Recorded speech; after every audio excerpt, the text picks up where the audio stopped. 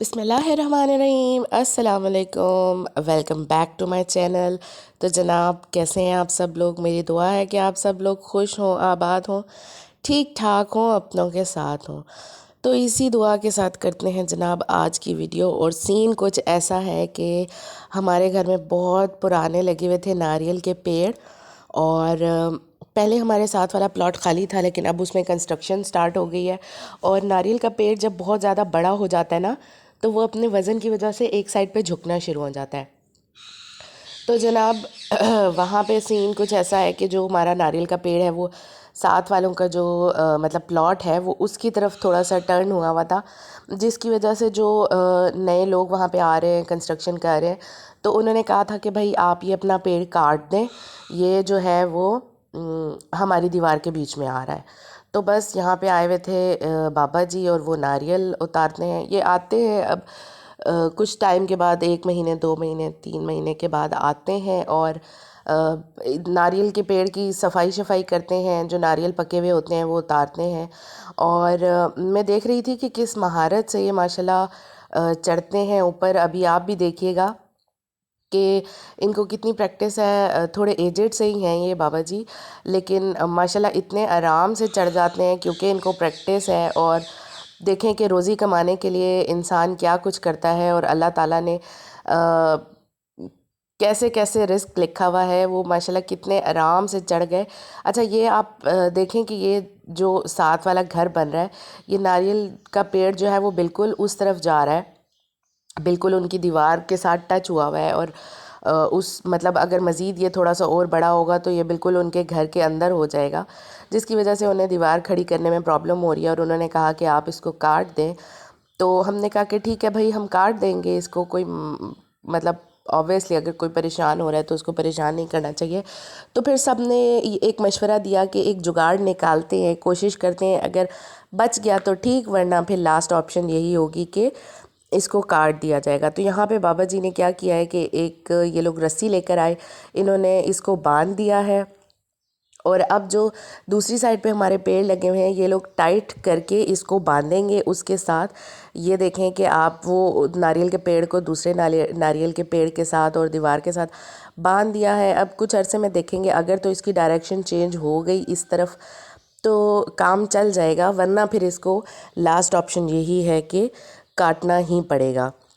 और ये बाबा जी जो हैं ये आते हैं, हमेशा यही आते हैं, कुछ पैसे लेते हैं, और ये हमारा जो है वो दरख्त साफ़ भी कर देते हैं। उसके जो सूखे पत्ते होते हैं वो सब उतार देते हैं, जो पके हुए नारियल होते हैं वो भी उतार देते हैं। फिर ये उनको छील के हमको दे देते हैं। और वो जो पीछे साइड पे ग्रीन कलर के आपको नज़र आ रहे हैं अलग रखे हुए, वो कच्चे नारियल थे, मतलब जो जिनमें पानी होता है वो। और ये जो हैं ये पके हुए नारियल हैं जिसमें से कोकोनट निकलता है, खूब जो ड्राई नारियल होता है। और बस ये अपना काम करके चले जाएंगे, और देखेंगे कि फिर अब ये हमारा दरख्त की डायरेक्शन सही होती है या नहीं, वरना फिर लास्ट ऑप्शन है इसको काटने की ही।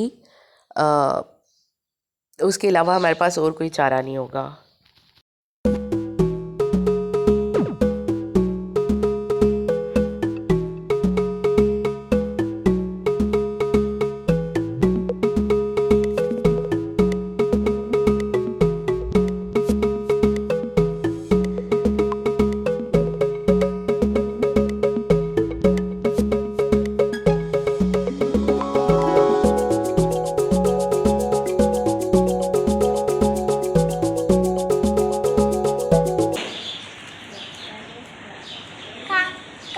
कहाँ से उतारे?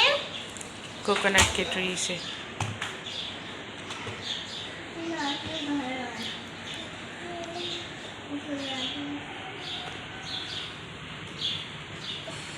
कितना छोटा सा है ना मेरा baby coconut. I love coconuts. And this is me. And this is all my family.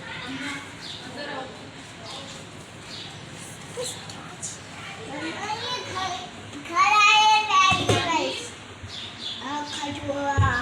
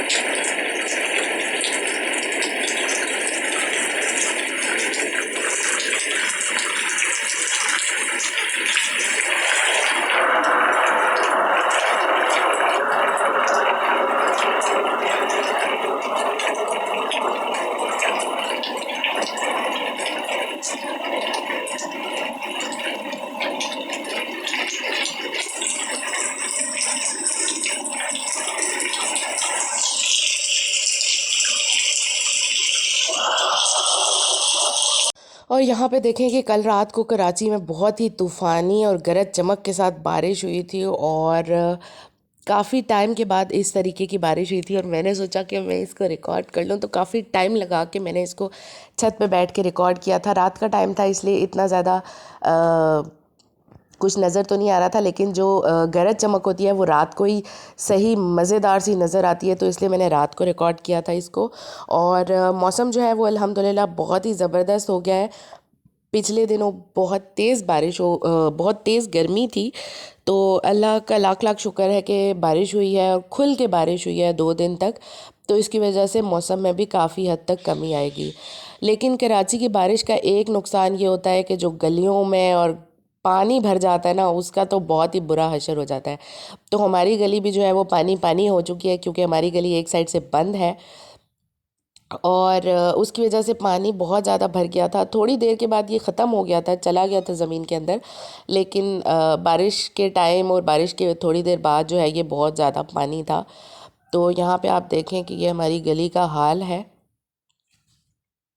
और बारिश में जो है वो बच्चे तो पागल हो जाते हैं खूब। अपने दादा अब्बू के साथ ये लोग छत पे आए हुए थे और बारिश यहाँ पे ख़त्म हो चुकी थी, लेकिन इन्होंने जो है खूब इन्जॉय किया। टंकी का पानी बॉटल में भर भर के और एक दूसरे के ऊपर फेंक रहे थे। पहले मैं नबीरा को छत पे नहीं आने दे रही थी क्योंकि उसकी तबीयत इतनी ज़्यादा सही नहीं थी और मैं नहीं चाह रही थी कि वो दोबारा से बीमार हो, क्योंकि अब इसके स्कूल स्टार्ट हो जाएंगे और इंशाल्लाह मंडे से ये स्कूल जाएगी। लेकिन बस बच्चे जो है वो बारिश का एक कतरा बरसता है और बस दीवाने हो जाते हैं कि हमने छत पे जाना है, छत पे जाना है। और ये हमनान खूब मस्तियाँ कर रहा था, सारे खूब मस्तियाँ कर रहे थे, एक दूसरे के ऊपर पानी डाल डाल के पागल हुए हुए थे, दीवाने हुए हुए थे। लेकिन बच्चों ने जब देखा कि दादा अब्बू छत पे हैं तो इन्हें मौका मिल गया, वरना पहले हम इनको नहीं आने दे रहे थे। और फिर ये बस पापा के साथ छत पे आ गए थे और इन लोगों ने खूब इन्जॉय किया। मैं इनको मना भी कर रही थी कि पानी ज़ाया कर रहे हो, पानी ज़ाया कर रहे हो, लेकिन फिर भी इन लोगों ने थोड़ी देर छत पे खूब इन्जॉय किया।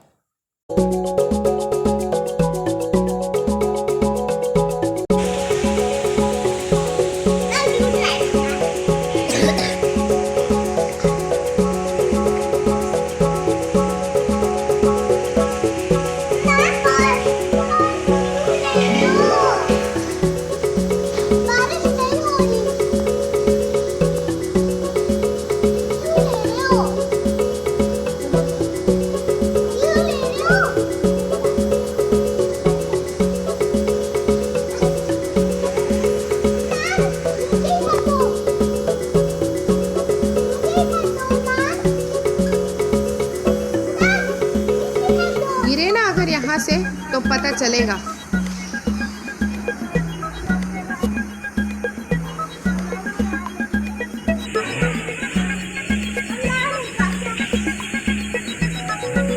नबीरा तुम्हारे ऊपर गिर जाएगा, वो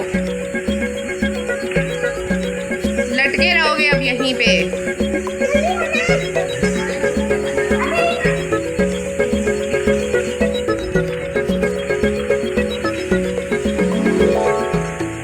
अब यहीं पे लटके रहोगे पूरा दिन आज। बाबा आके उतारेंगे अब तुमको।